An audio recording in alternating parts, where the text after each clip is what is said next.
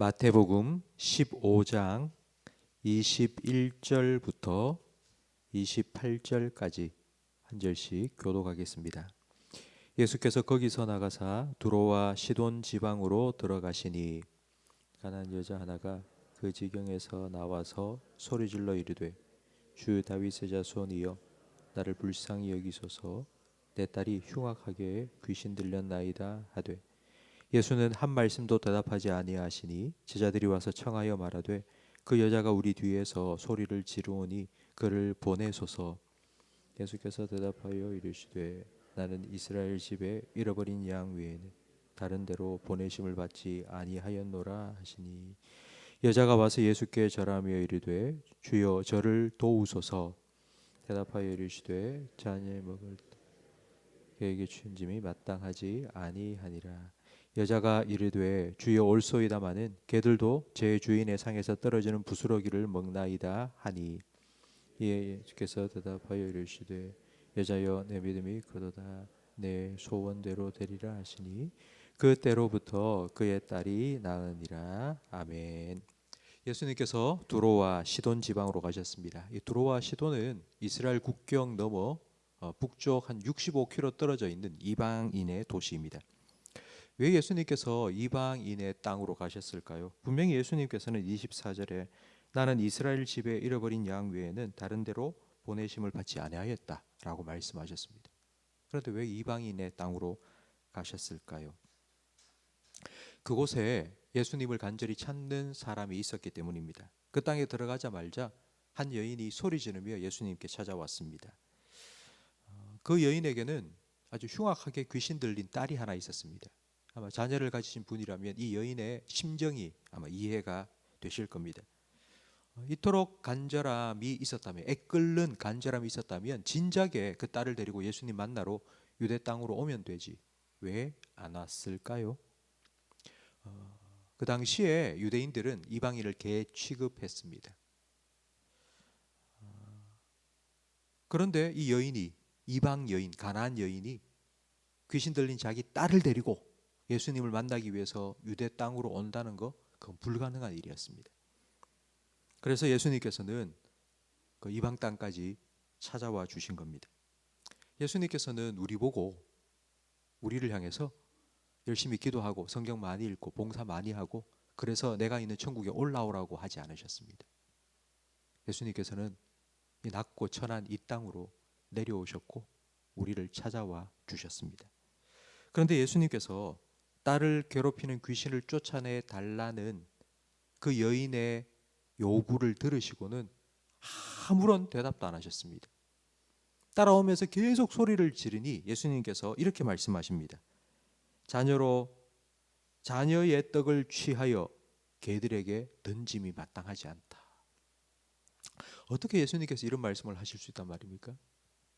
그러니까 이 말 속에는 지금 가나안 여인은 개라는 말이고, 그리고 가나안 여인에게는 뭐라도 줄 수 없다, 뭐 이런 뜻이 들어있지 않습니까? 왜 예수님께서 이렇게 인종차별적인 모욕적인 말을 하셨을까요? 예수님이 지금까지 한 번도 이렇게 사람을 모욕적으로 대한 일이 없으신데 왜 그러셨을까요? 예수님께서 우리에게 요구하시는 건 딱 한 가지입니다. 그건 믿음입니다. 우리와 예수님 사이를 연결해주는 유일한 연결고리가 믿음입니다. 예수님께서는 이 믿음을 요구하십니다. 여인이 예수님께 나올 때에 아마 이런 마음을 가지고 나왔을 수 있습니다. 되면 좋고 아니면 말고. 예수님께 나와서 고쳐달라고 했는데 뭐 고침 받으면 좋고 뭐 안 그러면 뭐 어쩔 수 없고, 예수님께서는 과연 이런 생각을 가지고 나왔는지를 한번 점검해 보신 것입니다. 믿음은 예수님을 믿는 것입니다. 그리고 예수님께서 내 문제를 해결해 주실 수 있는 분이라는 것을 믿는 것입니다. 예수님께서는 이 여인에게, 이 가나안 여인에게 이 믿음이 있는지를 확인할 기회를 주셨습니다. 자녀의 떡을 취하여 개들에게 주는 것이 마땅치 않다, 이 말을 들을 때 에이 기분 나빠, 내가 이런 소리까지 들으면서 내가 뭐 고개 숙이고 에이 그리고 돌아갈 수 있습니다. 하지만 이 여인은 이렇게 말합니다. 주여 올소이다마는 개들도 주인의 상에서 떨어지는 부스러기를 먹나이다.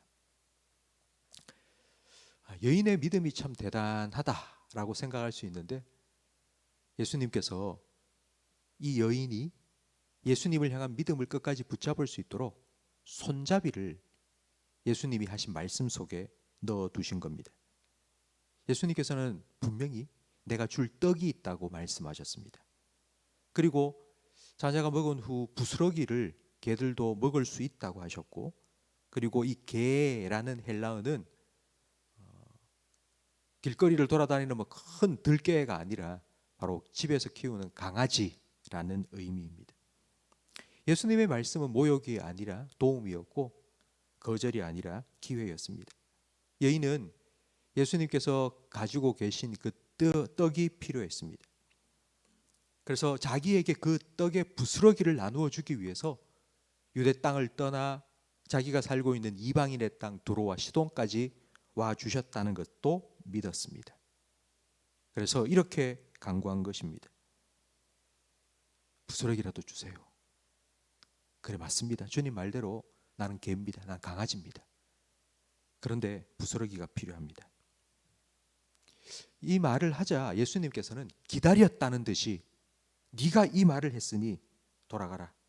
너의 소원대로 될 것이다. 네 믿음이 정말 크구나 말씀하셨고, 그 즉시로 그 딸이 온전하게 되었습니다. 예수님께서는 부스러기만 주신 것이 아니라 풍성한 만찬을 그 여인과 그의 딸에게 베풀어 주셨고, 그 여인과 귀신 들렸었던 그 딸은 평생 동안 그 주님의 은혜를 누리며 살아가게 되었습니다. 성도 여러분, 오늘 우리는 이 새벽에 기도하러 왔습니다. 우리는 예수님께 우리의 마음을 터놓고 우리의 문제를 내려놓고 도와달라고, 예수님이 그럴 능력이 있는 분이고 우리를 도와주실 수 있는 마음이 있는 분이고 그런 능력이 있는 분이라는 걸 믿고 우리는 이 자리에 나왔습니다. 성도 여러분, 예수님께서는 우리에게 이렇게 말씀하셨습니다. 구하라 그러면 너희에게 주실 것이다. 찾으라 그러면 찾을 것이고, 두드리라 그러면 열릴 것이다. 그러면서 이렇게 말씀하셨습니다. 너희 중에 누가 아들이 떡을 달라 하는데 돌을 주며 생선을 달라 하는데 뱀을 줄 사람이 있겠느냐? 너희가 악한 자라도 좋은 것으로 자식에게 줄 줄 알거든 하물며 하늘에 계신 너희 아버지께서 구하는 자에게 좋은 것으로 주시지 아니하겠느냐? 예수님께서 여러분에게 들려주신 이 말씀을 여러분 믿으시기 바랍니다. 예수님께서는 부스러기가 아니라 풍성한 만찬을 우리를 위해 준비해 두고 계십니다. 왜냐하면 우리는 개와 강아지가 아니라 예수님 때문에 하나님을 믿은 하나님의 자녀이기 때문입니다. 하나님의 자녀인 여러분의 기도에 예수님께서 응답해 주실 거고, 여러분의 삶에 풍성한 만찬을 베풀어 주실 것입니다. 성도 여러분, 여러분의 삶에 이와 같은 만찬을 누리는 기쁨이 가득하기를 바랍니다.